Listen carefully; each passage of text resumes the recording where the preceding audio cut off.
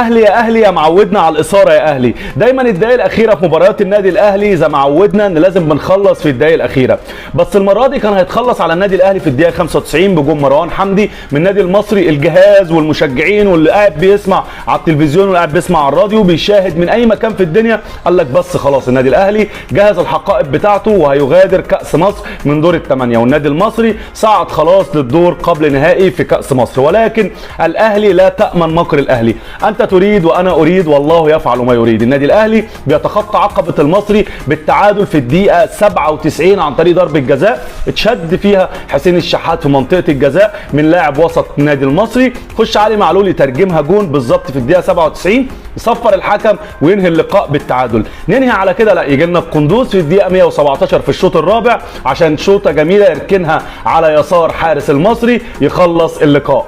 النادي الاهلي دخل لقاء المصري في غياب تام لخط دفاعه محمد عبد المنعم وياسر ابراهيم ومحمود متولي. 6 انذارات النادي الاهلي حصل عليها في مجريات لقاء المصري البورسعيدي، 6 انذارات غريبه جدا. حتى محمد الشناوي خد انذار لتضييع الوقت، مش عارف ازاي تضييع الوقت بس خد انذار لتضييع الوقت، على عكس المتبع في بعض الماتشات. يعني تيجي تلاقي الفرقه اللي قدامك هي اللي بتضيع وقت، وده بالفعل فريق المصري البورسعيدي كان بيماطل مع النادي الاهلي عايز يوصل لضربات الجزاء، ولحسن حظهم ان هم جابوا جون في الدقيقه 95. مصابي النادي الاهلي خالد عبد الفتاح، مروان عطيه، علي معلول. مروان عطيه وعلي معلول اصابات بسيطه طفيفه، هيشاركوا في المران القادم ان شاء الله وهيشاركوا في المباريات.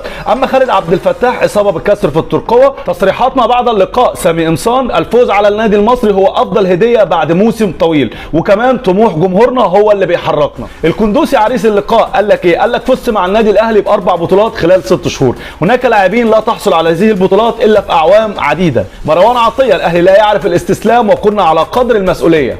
كولر ايقونه السعاده في النادي الاهلي قال لك انا بشكر كل الجهاز المعاون وبشكر اللعيبه بالاخص حسين الشحات والكندوسي اللي ريحوني وخلصوني من اللقاء الصعب بتاع النهارده، وبشكر كل الجهاز المعاون من اولهم الطبيب لاخرهم لحد شخص ولحد اخر فرد في الجهاز المعاون. انا اتمنى ان شغف اللقاءات وشغف الفوز ما ينتهيش خالص عند عشاق النادي الاهلي، اتمنى نفضل نكسب الماتش تلو الاخر. جزئيه ان احنا خسرنا في الدوري وكنا عايزين دوري بلا هزيمه ده من ضرب المحال، اتمنى بقى ان خلاص الفتره اللي جايه. انا عارف ان لعيبتي مجهده جدا وحالهم صعب جدا والجمهور ورانا في كل حاجه، بس اتمنى ما نضيعش كل اللقاءات الجايه وان شاء الله نحصل على بطوله الكاس الصعبه جدا. يلا معايا هسرد لك 4 احداث بالظبط من سجل تاريخ مباريات ومواجهات النادي الاهلي والنادي المصري، هتعرفك النادي الاهلي ما فازش المباراه الاخيره من باب الصدفه ولكن فاز من باب العناد والاصرار على المكسب. اولى المواجهات المثيره بين النادي الاهلي والنادي المصري على مر العصور كانت نهائي كاس مصر 1945 اللي نجح فيها النادي الاهلي بالحصول على اللقاء بنتيجه 3-2.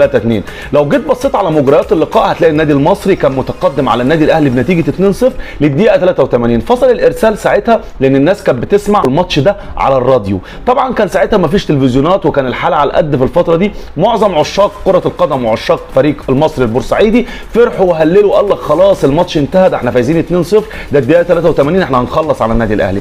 فصل الارسال، في رجوع الارسال كان النادي الاهلي بعد 7 دقائق على نهايه المباراه فاز بنتيجه 3-2 وتوج باللقب 1945. يعني ده شيء مش من ضرب المحال، النادي الاهلي في 7 دقائق قدر يجيب 3 اجوان. 3 اجوان دول مين اللي احرزهم بقى ومين اللي احرز اهداف اللقاء؟ ان كانت خاصه بالاهلي وان كانت خاصه بالمصري. هدفين للنادي الاهلي عن طريق احمد مكاوي، بعد كده هدف عن طريق حسين مذكور للنادي الاهلي، وبعد كده اللي احرز الاهداف بتاعه المصري هو تحديدا محمد جوده ومحمد العدني. خلصت القصه؟ خلصت الحدوته؟ لا لسه ما خلصتش. نهائي كاس مصر 1946 ما بين النادي الاهلي والنادي المصري البورسعيدي. مجريات اللقاء النادي المصري فايز على النادي الاهلي لحد الدقيقه 88 بنتيجه 1-0 وخلاص هيخلص اللقاء وهيرفع الكاس. الدقيقه 90 النادي الاهلي بيتعادل بهدف، والدقيقه 92 93 النادي الاهلي بيحرز الهدف الثاني ليتوج النادي الاهلي بكاس مصر 1946. مين اللي احرز الاهداف في الوقت ده؟ احرز للنادي الاهلي هدفين فؤاد صدقي، واحرز للنادي المصري هدف اللي هو تحديدا حمدين الزامك. خلص اللقاء النادي الاهلي وحصل على كاس مصر 1946. ما خلاص بقى يا عم ابراهيم الضرب في الميت حرام. لا لا لا استنى. نهائي كاس مصر 1984 بالنادي المصري والنادي الاهلي. النادي المصري متقدم على النادي الاهلي لحد دقيقه 84 وخلاص هيخلص وكله فرحان وكله مبسوط، ما عم بيتعلموش. يعني في سابقتين قبل كده برده ما بيتعلموش وفرحانين ومستنيين يرفعوا الكاس. يوم علاء ميهوب متعادل للنادي الاهلي في الدقيقه 90، وكمان النادي الاهلي يطلع من اللقاء ب 3-1 وبيتوج بكاس مصر 1984. مين بقى احرز الاهداف الخاصه باللقاء تحديدا؟ اللي احرز الاهداف علاء ميهوب جاب جونين، وخالد جد الله جاب جول للنادي الاهلي، واللي احرز الهدف بتاع النادي المصري هو تحديدا حسام غويبه.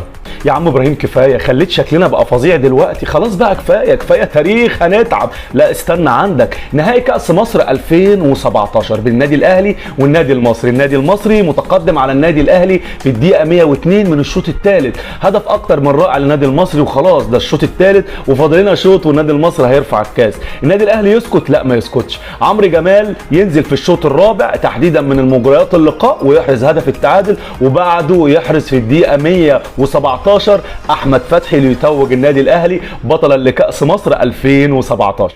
جينا بقى لافضل تصرف في عام 2023 للاعب تجاه النادي بتاعه السابق، هو محمد محمود اللي فضل النادي الاهلي على نفسه. لما اتسال من احد الصحفيين وفي بعض البرامج التلفزيونيه قال لك ان كان جاي لي عرض من نادي فيوتشر وجاي لي عرض من نادي الاتحاد السكندري. فضلت نادي فيوتشر ليه؟ لانه بيلعب في افريقيا وعايز يشارك في افريقيا. بس لما جيت لقيت ان النادي الاهلي بيفضل ان انا اتنقل لنادي الاتحاد السكندري عشان يخلص في صفقه مروان عطيه والصفقه تتم بخير، عملت كده فعلا ووقعت مع نادي الاتحاد السكندري.